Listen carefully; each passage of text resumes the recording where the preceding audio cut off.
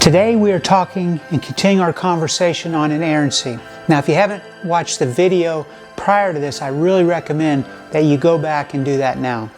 Just as we looked at 8 challenges to understanding the Bible, I also want to briefly touch on some of the challenges that scholars and translators face going from the original language copies to a different language translation, such as our English translations. So here we go. As you recall, most scholars would only ascribe inerrancy to the original manuscripts written or dictated by the author of each book. Now, all scholars agree that none of the original manuscripts have survived. This means that each original manuscript of the 66 books are what we would describe as inerrant, and that none of those have survived as far as we currently know.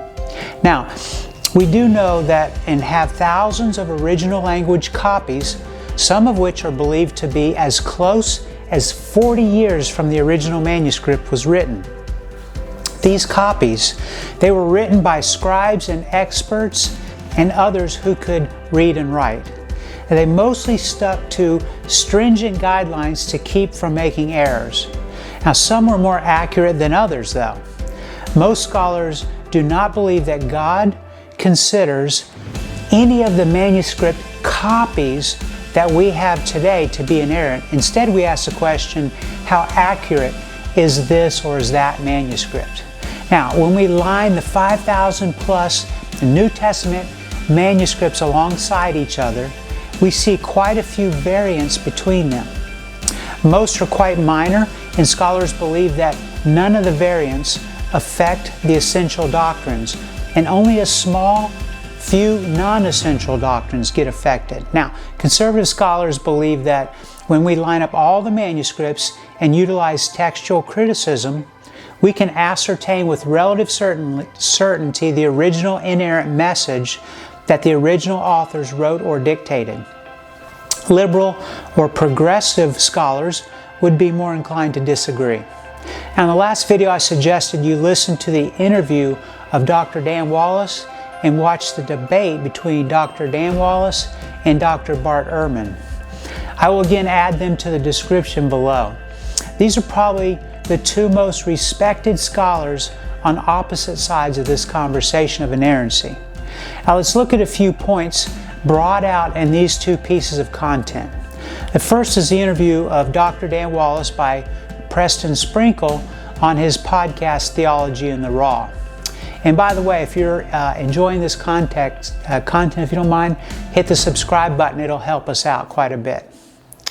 Okay, so keep in mind that Dan Wallace is a conservative scholar, well respected by conservative seminaries in our country. Here are some excerpts from that interview. Within the New Testament manuscripts we have, he says, there are an estimated 400,000 differences within these original manuscript copies. Now, Dr. Wallace states that it's actually higher, around 1.5 million differences. Note that scholars use these terms interchangeably: variation, discrepancy, variant, difference, or mistake. The orthodoxy of the variants. None of the variants affects any cardinal doctrine, none of the essential doctrines, and most of the non-essential doctrines. Again, this is Dr. Dan Wallace. Some variants, like in Mark 9:29, casting out demons, this kind of demon can only come out through prayer and fasting. Well, fasting is a variant. Not all manuscripts have this. This affects a non-essential of demon possession. Do you also fast or not to get rid of this demon? Dan says he is not sure which version of Mark 9:29 would have been from the original manuscript. He also says that scholars have known what was in the original Greek New Testament for over 150 years because of the process that scholars use to determine the better reading when there's some differences between the manuscripts. Now, the scribes had a tendency to add, so the little slogan was, if in doubt, don't leave it out. And that was their attitude. Of the 1.5 million variants, only 0.2% are both meaningful and viable. These are the ones that matter in terms of possibly changing the meaning of some portion of a verse. The Lord versus Jesus. Now this could be one variant. In Revelation 13:18, the number 666 is another. One manuscript has 616. It could be either of these according to Dan and others. Dan says the two largest textual problems that we have are 12 verses long. And I'll mention one of them right here. In Mark 16:9 through 20, it says, if you pick up snakes, found in many manuscripts, but the earliest and probably most reliable manuscripts, it's not in there. He believes it was later added by the scribes. The adding of the content does certainly happen from time to time by the scribes and in some new or other manuscripts. Now, Daniel calls this research the reliability of the text or textual criticism. Daniel says that we are allowed to use our brains as well as the external data when trying to determine what the scribes were likely to have done. Now, this is called internal evidence, and you must compare that with the external evidence. Now, a few points from the debate between Dan and Bart. So, Dan starts, and in speaking of Bart's book, Misquoting Jesus, Bart says that the things that he will talk about in his book are things that the scholars all know about, and Dan says he's right.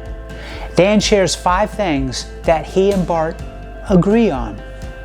The first one is this. Number 1, the handwritten copies of the New Testament contain a lot of differences. These are the copies.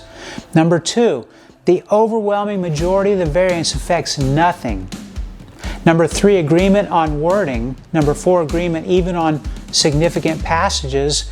And then number 5, Orthodox scribes occasionally corrupted the text. They both agree on these. Our disagreement is over 2 things, Dan says. Number 1, how significant these variants are. And number 2, whether we can have any confidence of recovering the original. Now, Dan says this, I take the position that we can be relatively confident to recover the original. I believe that the wording is not lost but can be located in the existing manuscripts. Although scribes changed the text for all sorts of reasons, they were unsuccessful in eradicating the original words. He also says that the 2 attitudes to avoid, these are 2 you want to avoid, radical skepticism and absolute certainty. Now, I hope you understand why I've added all this content in this video. When one of the most authoritative voices in conservative Christianity makes a statement like, we can be relatively certain that we've recovered the original inerrant content from the ancient copies, and that an attitude to avoid about inerrancy is absolute certainty, well, I think it's best for us to be listening and to be learners. Now, I certainly see being relatively certain about inerrancy based on manuscript evidence. And I see a good argument also for the doctrine of preservation that states that if God went through great lengths to inspire His Word, that He would be motivated also to preserve it throughout the ages. However, without humility, we're going to never ponder an even bigger question. And that is, if God had the power to extend inerrancy into the original language copies made by the scribes, or even to preserve the original manuscripts, why didn't He? Now, some of the fragments of the copies believed to be written within 40 years of the original writings. This means that God could have easily preserved the original writings so that there was no debate. Well, my theory is that if He had preserved the original manuscripts, we would be worshiping the scrolls instead of the creator of those words. Of course, this is just a theory. Now, in the next video, we're going to be looking at the second important question, which is about canonization. If what we have is a good representation of the original text from the authors, then how do we know we got all the right books in the Bible and that we left out the ones that weren't meant to be in the canon? Have a great day, and I'll see you on the next one.